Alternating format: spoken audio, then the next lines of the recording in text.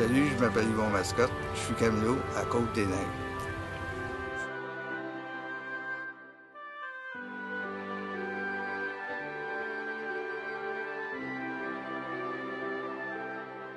Mon père, c'était cuisinier sur les trains, sur le CP. Mais il est décédé, j'avais 7 ans. J'étais comme un peu son chouchou, si on peut dire. Qu'est-ce qui est arrivé? J'avais un frère avant moi qui est mort à l'âge de 14 mois. Puis ma mère avait dit, mon père s'appelait Antonin, elle l'appelait Tony. Elle dit, Tony, il faudrait aller à l'hôpital avec le petit parce qu'il est malade.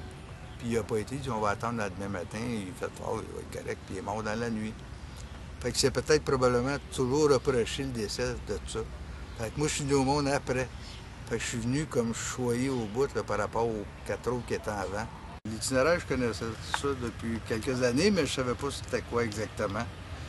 Moi, c'est parce qu'il m'est arrivé un accident. J'étais émondeur, je travaillais avec mon neveu, puis un arbre est tombé sur moi. Puis quelques années après, j'ai développé une hernie à l'intérieur de la colonne, ce qui m'a handicapé à travailler. Puis ça a pris 4-5 ans avant qu'il se décide de m'opérer. Je marchais du croche avec une canne.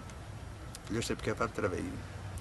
J'ai décidé d'essayer l'itinéraire. Tu sais. Au début, je me disais, je trouvais que c'était comme quêter, mais en fait, quand je regardais ça, j'ai dit, ben, on quête pas. Tu sais, on produit une revue, on écrit dedans, on travaille, on est planté peut-être 3, 4, 5, 6 heures, 7 heures par jour. Tu sais, pour aller chercher une pièce.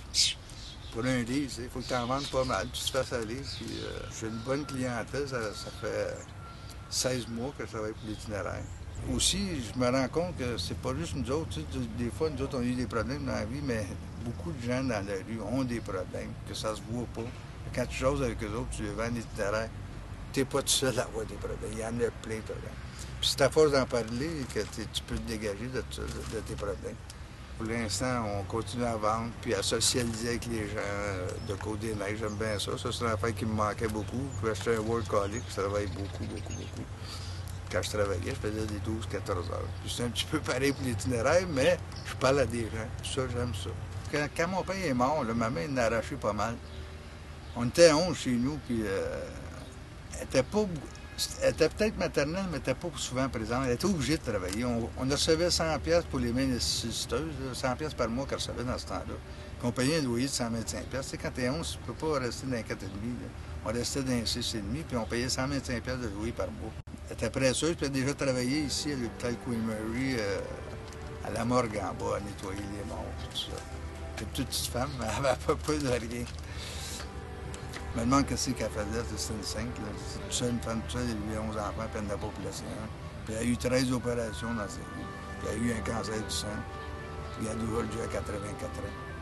Puis elle reste à Victoriaville. Puis elle marche moins vite, maintenant. Je sais qu'elle court moins vite, elle ne m'attraperait pas, mais quand j'étais dessus, elle courait après moi, elle se la palette à Wolo, puis elle m'attrapait. Je remercie tous les clients qui m'encouragent ici à Côte-des-Neiges. Je trouve que je suis très choyé. C'est des bons clients que j'ai, des bonnes personnes.